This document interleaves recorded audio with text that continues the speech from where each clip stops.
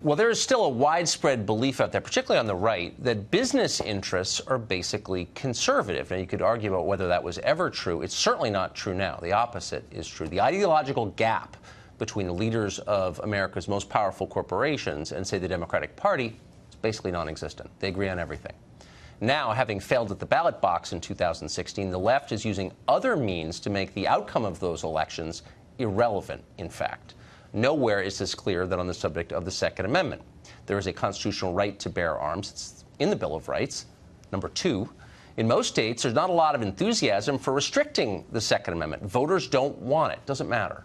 The left is now colluding with large companies to roll back your rights to bear arms without any legislation at all. No public debate. They're just doing it. For example, on the website Reddit, the page for gun deals has been banned. Can't go there anymore. On YouTube, Google has banned the postings of videos that link to gun sellers or that simply promote the purchase of guns or accessories like magazines. They've also banned videos demonstrating how to attach gun accessories. Already popular YouTube firearm channels have been banned, driven off, or demonetized. You can't find them. You can't get the information anymore. But the most amazing example of this comes from Citibank. Now, that company announced today it will require all of its clients to block gun sales to those under 21 to bar the sale of bump stocks or high-capacity magazines. You may remember Citigroup because about 10 years ago, they got $45 billion of your dollars, taxpayer dollars, to get bailed out. That's why they still exist. Now they turn around and work to undermine the constitutional rights of the taxpayers who bailed them out. We called Citibank today to ask if they sent a representative over to explain how this works exactly, but they refuse because they're cowards. This is happening over and over. More companies are participating, and they're taking action on more issues. The fear the government might remove your rights is becoming quaint. Big tech and big finance are doing it for them already. With no public debate, they just do it, and tough luck if you don't like it. Larry Keane, president of the National Shooting Sports Foundation, he joins us tonight. Larry, thanks a lot for coming on. Oh, thanks for having us, Tucker. This is one of those changes that I don't think anybody anticipated was coming, and it's not exactly clear what the parameters are. YouTube is banning what? Well, they're banning any advertising or videos involving firearms. So it's a little unclear and it's very vague about the scope. So, for example, are they going to ban videos of teaching you how to reload ammunition, which, as you know, is very common in the United States, or firearm safety education videos that show people how to use firearms? So it's very troubling that YouTube would censor information. As a media entity, you would think that they would be a little bit more sensitive to the consequences of censorship. So very troubling what they're engaged in. But more than just a media entity, I mean, this is not like Fox News, the Washington Post saying we're not going to cover something. I mean, YouTube is the public square, in effect. I mean, they have a massive share of online videos. If they shut down a whole category, then it's kind of over, isn't it? Yeah, I mean, as you say, they're like the, it's the free market of ideas, except they have a monopolistic power, and they're putting a finger on the scale and deciding what information Americans are allowed to see.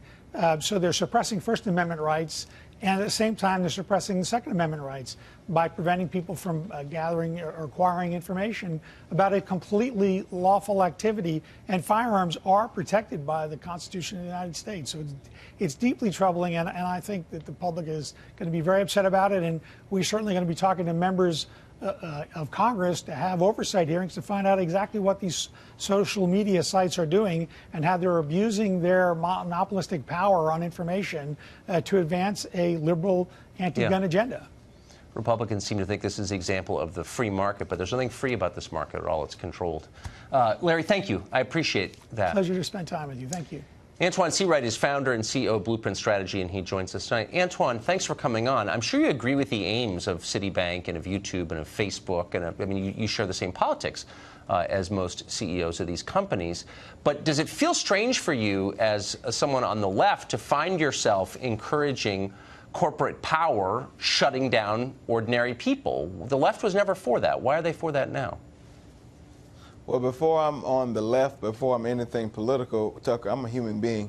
And what I do so know is I know what it's like to, I know, but let me finish. I know what it's like to have to bury someone who you love due to being killed in a church in Charleston, as I experienced almost 3 years ago.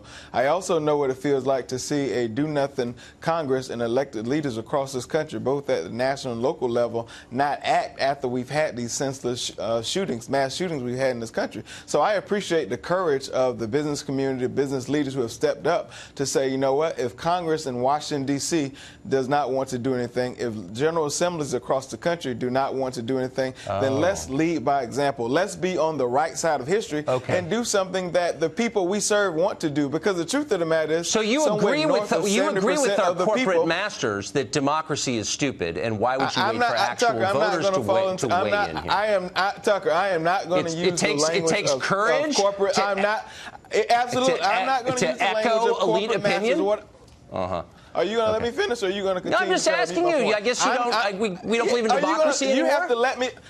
Are you gonna let me finish, or are you gonna continue to talk loud and think that that's like the thing to do? Here's the bottom line. I appreciate these people for having courage, stepping up to the plate, and acting on something that the people who occupy their businesses want. 70% of this people in this country, Democrat and Republican, want something done in the name of gun reform. Let me ask you a question. Unfortunately, All right, I let you hold on. Antoine, okay, so you're happy now that the unelected functionaries at the world's largest companies happen to agree with you. They're doing something that you want. But what if they took a position that you're not in favor of? What if they said, I don't know, pick something. Black Lives Matter is bad. We're not going to let any more Black Lives Matter videos on YouTube. Citibank won't process any payment to Black Lives Matter. You'd say, well, wait a second.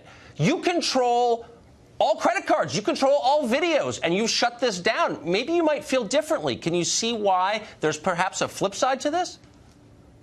Of course I can, and that has happened in many instances. But here's the beauty about living in the United States of America. We have the ability to disagree with people who may not agree with us. And the truth be told, if you don't agree with YouTube, if you do not agree with Dick's Sporting Goods or Walmart or any of these corporations who have acted in this manner of trying to reduce another incident from happening, then don't shop with them. Do not use their products. Don't buy them. That's the answer. Let me ask you, so if I don't agree with Google, which has a complete monopoly over all human information, it has a 90% monopoly on search, for example. So everything we know basically comes from Google.